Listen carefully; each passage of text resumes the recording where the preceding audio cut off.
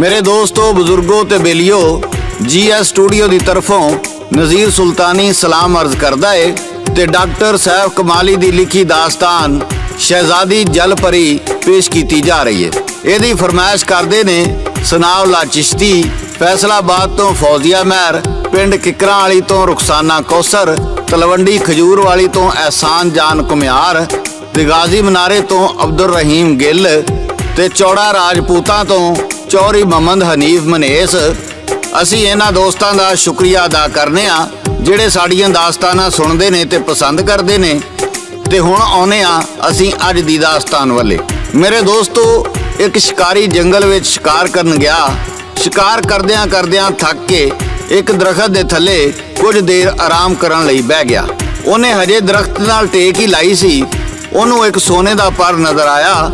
ਜਦੋਂ ਉਹ ਪਰ ਨੂੰ ਚੁੱਕਣ ਲੱਗਾ ਤੇ ਦਰਖਤ ਤੇ ਬੈਠੀ ਸ਼ਹਿਰਕ ਨੇ, ਜਿਹਨੂੰ ਮੈਨਾ ਵੀ ਕਹਿੰਦੇ ਨੇ, ਆਵਾਜ਼ ਦਿੱਤੀ, ਇਸ ਪਰ ਨੂੰ ਹੱਥ ਨਾ ਲਾਈ। ਸ਼ਿਕਾਰੀ ਨੇ ਇੱਧਰ ਉੱਧਰ ਵੇਖਿਆ, ਉਹਨੂੰ ਕੋਈ ਸ਼ੈ ਨਜ਼ਰ ਨਾ ਆਈ। ਉਹ ਜਦੋਂ ਦੁਬਾਰਾ ਪਰ ਚੁੱਕਣ ਲੱਗਾ ਤੇ ਉਹ ਮੈਨਾ ਫੇਰ ਕਹਿੰਦੀ ਏ, ਇਸ ਪਰ ਨੂੰ ਹੱਥ ਨਾ ਲਾਈ। ਜਦੋਂ ਸ਼ਿਕਾਰੀ ਨੇ ਦਰਖਤ ਦੇ ਉੱਤੇ ਵੇਖਿਆ ਤੇ ਸ਼ਹਿਰਕ ਉਹਨੂੰ ਪਰ ਚੁੱਕਣ ਤੋਂ ਮਨਾ ਕਰ ਰਹੀ ਸੀ ਤੇ ਕਹਿ ਰਹੀ ਸੀ, ਜੇ ਤੂੰ ਇਹ ਪਰ ਚੁੱਕ ਲਿਆ ਤੇ ਤੇਰੇ ਵਾਸਤੇ ਬੜੀ ਮੁਸੀਬਤ ਖੜੀ ਹੋ ਜਾਵੇਗੀ। ਸ਼ਿਕਾਰੀ ਕਹਿਣ ਲੱਗਾ, ਮੈਂ ਇਹ ਪਰ ਚੁੱਕਣ ਲੱਗਾ ਵਾਂ ਤੇ ਵੇਖਾਂਗਾ ਮੇਰੇ ਨਾਲ ਕੀ ਹੁੰਦਾ ਹੈ। ਸਾਦਕ ਪੱਟੀ ਪੇਸ਼ ਕਰਦਾ ਹੈ ਤੇ ਲਾਲਾ ਜੀ ਰਿਕਾਰਡ ਕਰਦੇ। बैठ शिकारी रुख दे तले माने ठंडी छां, ओ शिकारी खेडन आया राशिद जिसदा नां। रुख दे नालों टेक जो लाई सिर दे तले बां, सोने दा पर नजरी आया होया वेख हैरान। पर नू जादों चुकन लगा एक आवाज सी आई, ए पर ना चुकी शेरा पै जुगी गल फाई। वेख्या ओने मैना बैठी रुख दे उत्ते बोले, जेड़े पर विच भेत लुके सी बैठी उत्ते खोले।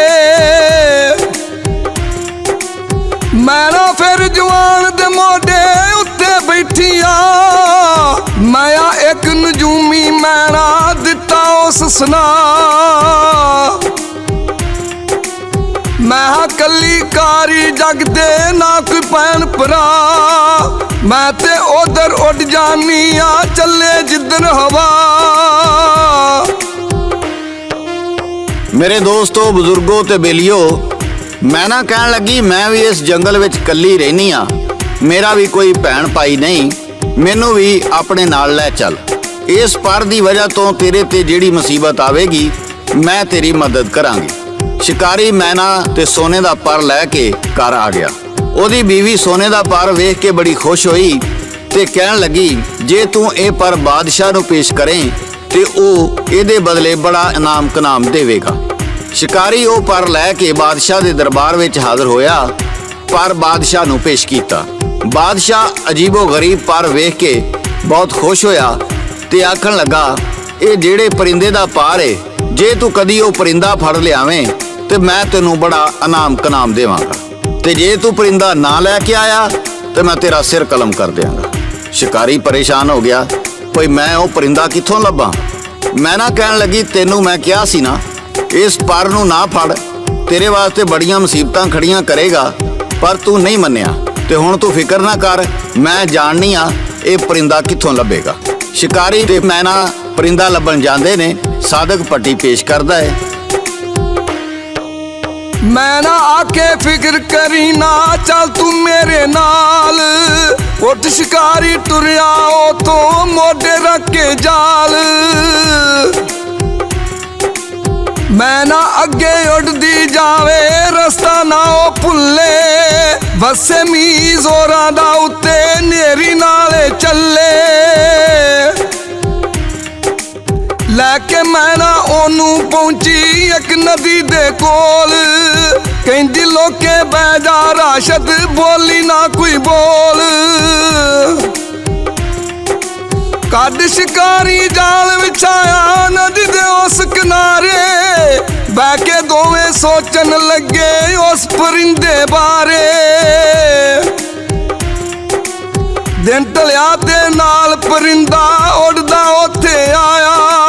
ਬਹਿ ਕੇ ਉਹਨੇ ਪਾਣੀ ਪੀਤਾ, ਜਾਲ ਸ਼ਿਕਾਰੀ ਪਾਇਆ।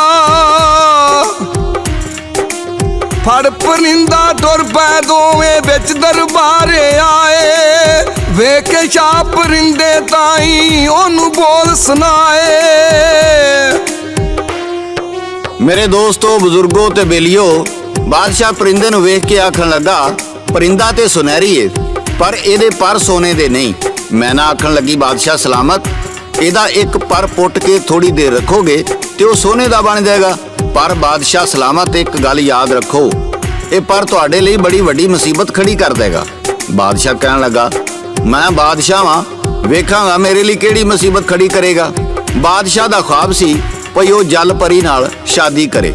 ਉਹਨੇ ਸੋਚਿਆ ਜਿਹੜਾ ਇਹ ਪਰਿੰਦਾ ਫੜ ਕੇ ਲਿਆ ਸਕਦਾ ਏ, ਉਹ ਜਲ ਪਰੀ ਵੀ ਜ਼ਰੂਰ ਲੱਭ ਕੇ ਲਿਆਏਗਾ। ਬਾਦਸ਼ਾਹ ਸ਼ਿਕਾਰੀ ਨੂੰ ਕੀ ਕਹਿੰਦਾ ਹੈ, ਸਾਦਕ ਪੱਟੀ ਪੇਸ਼ ਕਰਦਾ। ਕਹਿੰਦਾ ਬਾਦਸ਼ਾਹ ਮੇਰਾ ਖਾਵੇ ਜੇ ਤੂੰ ਪੂਰਾ ਕਰ ਦੇ, ਮੇਰੀ ਖਾਲੀ ਝੋਲੀ ਜੇਕਰ ਨਾਲ ਮਰਾਦਾ ਭਰ ਦੇ। ਅੱਧੀ ਸ਼ਾਹੀ ਤੈਨੂੰ ਦੇਸਾਂ ਜ਼ਰਾ ਦੇਰ ਨਾ ਲਾਵਾਂ, ਤੂੰ ਗਰੀਬ ਨਾ ਰਹਿ ਸੈ ਰਾਸ਼ਦ ਤੈਨੂੰ ਸ਼ਾਹ ਬਣਾਵਾਂ। ਜਲ ਪਰੀ ਜੇ ਲੈ ਤੂੰ ਆਵੇਂ ਤੇਰੀ ਬਰਖਰਦਾਰੀ, ਕਰੇਗਾ ਐਸ਼ ਦੌਲਤ ਲੈ ਕੇ ਬਾਕੀ ਉਮਰਾਂ ਸਾਰੀ। ਵੇਖੀ ਜੇ ਤੂੰ ਲੈ ਨਾ ਆਇਆ ਸਿਰ ਮੈਂ ਕਲਮ ਕਰੇਸਾ, ਜੇ ਤੂੰ ਲੈ ਕੇ ਆਵੇਂ ਰਾਸ਼ਦ ਸ਼ਾਹੀ ਤੈਨੂੰ ਦੇਸਾਂ। ਸ਼ਿਕਾਰੀ ਕਹਿਣ ਲੱਗਾ, ਹੁਣ ਮੁਸੀਬਤ ਪਈ, ਹੁਣ ਨਹੀਂ ਬਚਦਾ, ਨਾ ਜਲ ਪਰੀ ਲੱਭੇ ਨਾ ਬਾਦਸ਼ਾਹ ਜਾਨ ਮੇਰੀ ਬਖਸ਼ੇ।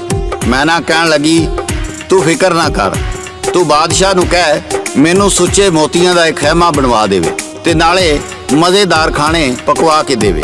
ਸ਼ਿਕਾਰੀ ਨੇ ਬਾਦਸ਼ਾਹ ਨੂੰ ਕਿਹਾ ਵੀ ਮੈਨੂੰ ਸੁੱਚੇ ਮੋਤੀਆਂ ਦਾ ਇੱਕ ਖੈਮਾ ਬਣਵਾ ਕੇ ਦੇ ਤੇ ਨਾਲੇ ਚੰਗੇ ਚੰਗੇ ਪਕਵਾਨ ਪਕਵਾ ਕੇ ਦੇ। ਬਾਦਸ਼ਾਹ ਨੇ ਨੌਕਰਾਂ ਨੂੰ ਹੁਕਮ ਦਿੱਤਾ ਤੇ ਸੁੱਚੇ ਮੋਤੀਆਂ ਦਾ ਇੱਕ ਖੈਮਾ ਤਿਆਰ ਕਰ ਲਓ। ਤੇ ਸੁੱਚੇ ਮੋਤੀਆਂ ਦਾ ਇੱਕ ਖੈਮਾ ਤਿਆਰ ਹੋ ਗਿਆ ਤੇ ਨਾਲੇ ਬੜੇ ਮਜ਼ੇ ਦੇ ਖਾਣੇ ਵੀ ਪੱਕ ਗਏ। ਸ਼ਿਕਾਰੀ ਤੇ ਮੈਨਾ ਨੇ ਜਾ ਕੇ ਇੱਕ ਝੀਲ ਦੇ ਕਿਨਾਰੇ ਤੇ ਖੈਮਾ ਲਾ ਦਿੱਤਾ ਤੇ ਫਿਰ ਕੀ ਹੋਇਆ ਇਹ ਤੁਹਾਨੂੰ ਸਾਦਕ ਪੱਟੀ ਗਾ ਕੇ ਸੁਣਾਉਣਗੇ। ਚੰਨ ਨੇ ਰੋਸ਼ਨ ਕੀਤੀ ਜਦ ਤੇ ਖੈਮਾ ਚਮਕਾ ਮਾਰੇ, ਖੈਮੇ ਦੇ ਨਾਲ ਲੱਗੇ ਮੋਤੀ ਜਗਣ ਲੱਗ ਪਏ ਸਾਰੇ।